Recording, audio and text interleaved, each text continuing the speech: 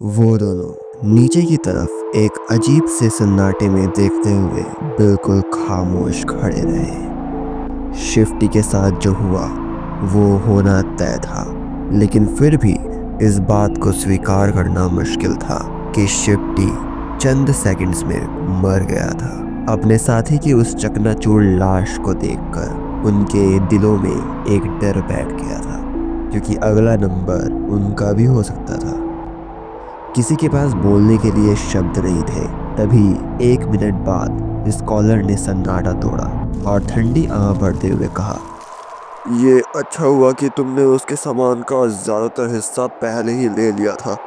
ये सुनकर सनी ने सोचा, ये कहना भी बेरहम लग सकता है, मगर ये बात तो सही कह रहा है। लेकिन फिर भी ये सोचकर सनी उस बुजुर्ग स्लेव को गहरी नजर से देखता है। स्कॉलर चिंतित दिखने लगा। उसे एहसास हुआ कि उसके नेक दिल शरीफ आदमी वाला मुखौटा 1 सेकंड के लिए फिसल गया था और उसने तुरंत एक बनावटी दुखी चेहरे के साथ कहा, मेरे दोस्त, आपकी आत्मा को शांति मिले। वाह, क्या एक्टिंग है। असल में सनी ने उसके इस भलाई वाले नाटक पर एक पल के लिए भी भरोसा नहीं किया था। पड़ोस का हर एक बच्चा जानता था कि जो लोग बिना किसी वजह के नेक बनने का ढोंग करते हैं, उनसे सबसे ज्यादा होशियार रहना चाहिए। वो या तो बेवकूफ होते हैं या फिर दरिंदे। स्कॉलर बेवकूफ तो नहीं लगता था, इसीलिए सनी पहली मुलाकात से ही उससे चौकन्ना रहने लगा। वो यहाँ तक कि एक शक्की और काटुवादी बनकर ही पहुंचा था और अब खुद को बदलने की कोई वजह नहीं थी। हमें निकलना होगा, हीरो ने नीचे आखिरी बार देखते हुए कहा। उसकी आवाज़ निडर वाली थी, पर सनी उसके पीछे उबलते हुए जज्बातों को महसूस कर सकता था। बस वो ये बात नहीं बता सकता था कि वो जज्बात असल में क्या हैं। स्कॉलर ने भी आह भरी और पलट गया। सनी कुछ सेकंड्स तक उन खून से लथपथ पत्थरों को घूरता रहा। मुझे इतना गिल्टी क्यों महसूस हो रहा है, उसने सोचा। इस अचानक रिएक्शन से वो खुद हैरान था। इसे वही मिला जिसका ये हकदार था। थोड़ा परेशान सा सनी पलटा और अपने बचे हुए 2 साथियों के पीछे चलने लगा। बस यूं ही उन्होंने शिफ्टी को पीछे छोड़ दिया और अपनी चढ़ाई जारी रखी। इस ऊंचाई पर पहाड़ को पार करना और भी ज्यादा मुश्किल होता जा रहा था। हवा इतनी जोर से उनसे टकरा रही थी कि अगर ध्यान न दिया जाए तो वो किसी को भी गिरा सकती थी, जिससे हर एक कदम एक जुआ लग रहा था। हवा इतनी पतली होती जा रही थी कि सांस लेना मुश्किल हो गया था। ऑक्सीजन की कमी की वजह से सनी को चक्कर आने लगे थे और उसका जी मचलने लगा था। ऐसा लग रहा था कि जैसे वो सब धीरे धीरे दम तोड़ रहे हो। ऑल्टीट्यूड सिकनेस, ऊंचाई की बीमारी, ये एक ऐसी चीज थी जो माउंटेन चढ़ते वक्त लोगों को लग जाती है और ये बहुत खतरनाक बीमारी होती है। ये ताकतवर और कमजोर दोनों पर बिना किसी भेदभाव के असर करती थी। अगर किस्मत खराब हो तो एक एलीट एथलीट भी किसी आम राहगीर से पहले इसका शिकार हो सकता है। ये बस आपके शरीर की काबिलियत और ढलने की शक्ति का सवाल था। खुशकिस्मत लोग हल्के फुल्के लाखों सिम्टम्स के बाद इससे निकल जाते हैं। बाकी लोग कभी कभी दिनों या हफ्तों तक अपाहिज हो जाते हैं और दर्द भरे साइड इफेक्ट्स झेलते हैं। कुछ की तो मौत भी हो जाती है। जैसे इतना सब काफ़ी नहीं था, ठंडी भी बढ़ती जा रही थी। गर्म कपड़े और फर अब उस ठंडी को रोकने के लिए काफ़ी नहीं थे। सनी को एक साथ बुखार और कपकपी महसूस हो रही थी और वो अपनी ज़िंदगी के हर उस फैसले को कोस रहा था जिसने उसे यहाँ इस ना ख़त्म होने वाले बर्फीले ढलान पर ला खड़ा किया था। ये पहाड़ इंसानों के रहने लायक जगह नहीं थी और फिर भी उन्हें आगे बढ़ना था। कुछ घंटे और बीत गए। हर मुश्किल के बावजूद वो तीनों सर्वाइवर्स संघर्ष करते हुए धीरे धीरे ऊपर की तरफ बढ़ते रहे। स्कॉलर ने जिस पुराने रास्ते का जिक्र किया था वो अब ज़्यादा दूर नहीं होना चाहिए था। कम से कम सनी तो यही उम्मीद कर रहा था। लेकिन एक मोड़ पर उसे शक होने लगा कि क्या वो रास्ता वाकई मौजूद भी है या नहीं। शायद उस बुजुर्ग स्लेव ने उनसे झूठ बोला था। शायद वक्त की मार ने उस रास्ते को कब का मिटा दिया था, या शायद उन्होंने बिना ध्यान दिए उसे पीछे छोड़ दिया था। ठीक तभी जब सनी बिल्कुल नाउम्मीद होने ही वाला था, उन्हें वो मिल गया। वो रास्ता पुराना और सकरा था, इतना कि दो लोग मुश्किल से साथ साथ चल सके। वो रास्ता पक्का नहीं था, बल्कि किसी अनजान औजार या जादू से काली चट्टान को काट कर बनाया गया था, जो पहाड़ पर किसी सोते हुए ड्रैगन की पूंछ की तरह लपटा हुआ ऊपर जा रहा था। कहीं कहीं वो बर्फ के नीचे छुपा था, लेकिन सबसे जरूरी बात, वो फ्लैट था। सनी ने अपनी जिंदगी में कभी भी किसी फ्लैट चीज को देखकर इतनी खुशी महसूस नहीं की थी। बिना एक शब्द कहे स्कॉलर ने अपना रक्सैक फेंका और वहीं बैठ गया। वो मौत की तरह सफेद पड़ चुका था और पानी से बाहर निकली मछली की तरह सांस लेने के लिए तड़प रहा था। उसके बावजूद उसके चेहरे पर एक जीत वाली मुस्कान थी। कहा था ना, हीरो ने सर हिलाकर हाँ कहा और चारों तरफ देखा। कुछ सेकंड्स बाद वो उस कामयाब स्लेव की तरफ मुड़ा। खड़े हो जाओ, अभी आराम करने का वक्त नहीं है। स्कॉलर ने अपनी आंखें झपकाई और मिन्नत भरी नजरों से उसकी तरफ देखा। बस मुझे कुछ मिनट दे दो। जवान सोल्जर कुछ बोलने ही वाला था कि सनी ने अचानक उसके कंधे पर हाथ रखा। हीरो उसकी तरफ मुड़ा। क्या बात है? वो गायब है। क्या गायब है? सनी ने उस रास्ते की तरफ इशारा किया जहां से वो आए थे। शिफ्टी की लाश, वो गायब है। हीरो कुछ पलों तक उसे घूरता रहा। साफ पता चल रहा था कि उसे सनी की बात समझ नहीं आई। ओ सही, इन्हें नहीं पता कि शिफ्टी का नाम शिफ्टी है।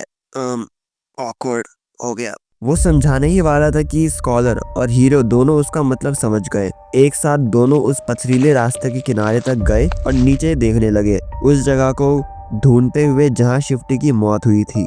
वाकई उन नोकीले चट्टानों पर खून के छींटे अभी भी दिख रहे थे, मगर लाश का कहीं ठिकाना नहीं था। आखिरकार लाश गई कहाँ? स्कॉलर डर के मारे पीछे हटा और जितना हो सके किनारे से दूर रेंगते हुए चला गया। जवान सोल्जर भी पीछे हट गया। उसने इंस्टिंक्टिवली अपनी तलवार का दस्ता पकड़ लिया। उन तीनों ने एक दूसरे की तरफ तनाव भरी नजरों से देखा। शिफ्टी की लाश गायब होने का मतलब वह साफ समझ रहे थे। ये राक्षस है, ये काम उस राक्षस ने किया होगा, स्कॉलर ने कहा। उसका चेहरा पहले से भी ज्यादा सफेद पड़ गया था। वो हमारा पीछा कर रहा है। हीरो ने अपने दांत बीचे। तुम सही कह रहे हो, और अगर वो इतना करीब है तो हमें जल्दी करनी होगी, वरना हमें उससे लड़ना पड़ेगा। उस टायरेंट से लड़ने का ख्याल जितना खौफनाक था, उतना ही बेफिजूल भी। ये कहना कि वो सब जल्द ही मरने वाले थे, एक ही बात थी। सनी और स्कॉलर दोनों के लिए ये कड़वा सच बिल्कुल साफ था। लेकिन बुजुर्ग स्लेव, हैरानी की बात है कि घबराया हुआ नहीं दिख रहा था। इसके बजाय उसने अपनी नजरें पीछे की और धीरे से बोला, जरूरी नहीं है। हीरो और सनी तुरंत उसकी तरफ मुड़े, बिल्कुल चौकन्ना होकर। जवान सोल्जर ने अपनी एक भौं ऊपर उठाई। तो फिर समझाओ, तुम कहना क्या चाहते हो? तो शुरू हो गया। स्कॉलर ने ठंडी आह भरी। उस राक्षस ने सिर्फ एक ही दिन में हमारा पता लगा लिया। इसका मतलब ये है कि वो जानता है कि हम कहाँ हैं और उसे पता चल जाता है। इसकी सिर्फ दो संभावनाएं हो सकती हैं। या तो वो इतना समझदार है कि उसे पता है कि हम कहाँ जा रहे हैं, या फिर वो खून की महक का पीछा कर रहा है। थोड़ा सोचने के बाद हीरो ने सर हिलाकर इस लॉजिक में सहमति दी। बुजुर्ग स्लेव हल्का सा मुस्कुराया और आगे बोला, चाहे वजह जो भी हो, हम उससे गुमराह कर सकते हैं और अपने लिए थोड़ा वक्त खरीद सकते हैं। और हम वो कैसे करेंगे? हीरो की आवाज में जल्दबाजी होने के बावजूद स्कॉलर हिचकिचाया और खामोश रहा। तुम जवाब क्यों नहीं दे रहे? बोलो। बुजुर्ग स्लेव ने दोबारा आह भरी और धीरे से, जैसे अपनी मर्जी के खिलाफ हो, जवाब दिया। सनी काफी देर से इसी पल का इंतजार कर रहा था। हमें बस इस लड़के का खून बहाना होगा, उसे रास्ते पर नीचे की तरफ खींच कर ले जाना होगा और वहां शिकार के तौर पर छोड़कर हम ऊपर की तरफ निकल जाएंगे। इसकी कुर्बानी हमारी जान बचा लेगी, बिल्कुल सही वक्त पर। अगर सनी गुस्से में ना होता और डर के मारे उसकी हालत खराब ना होती, तो शायद वो मुस्कुराता। ऐसा लगता है उसका अंदाजा बिल्कुल सही निकला था। अपने दिमाग की दाद मिलना हमेशा अच्छा लगता है, पर ऐसी सिचुएशन में नहीं जहां सही होने का मतलब किसी मॉन्स्टर का खाना बनना हो। उसे स्कॉलर के वो शब्द याद आए जो उसने तब कहे थे जब शिफ्टी सनी को मारने की बात कर रहा था। जल्दी मत करो मेरे दोस्त, ये लड़का बाद में काम आ सकता है। वो शब्द जो तब बहुत भले लग रहे थे, अब उनके पीछे एक बेहद घिनौना सच पता चल चुका था। क्या कमीना आदमी है। अब सब कुछ इस बात पर निर्भर करता था कि हीरो स्कॉलर के इस प्लान को मानता है या नहीं। वो जवान सोल्जर हैरानी से अपनी आंखें झपकाने लगा।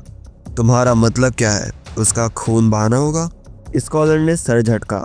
सीधी सी बात है, अगर उस राक्षस को पता है हम कहाँ जा रहे हैं तो हमारे पास माउंटेन पास तक जाने का प्लान छोड़ने और पहाड़ की चोटी के ऊपर से जाने के अलावा कोई रास्ता नहीं है। और अगर वो मॉन्स्टर खून की महक का पीछा कर रहा है तो हम में से किसी को शिकार की तरह इस्तेमाल करके उसे गुमराह करना होगा। वो रुका। सिर्फ एक जख्मी और खून बहते हुए आदमी को रास्ते में नीचे छोड़कर ही हम उस दरिंदे से पीछा छुड़ा सकते हैं, चाहे वो हमें किसी तरह ट्रैक क्यों ना कर रहा हो। हीरो बिल्कुल सुन्न खड़ा रहा। उसकी नजरें स्कॉलर और सनी के बीच घूम रही थी।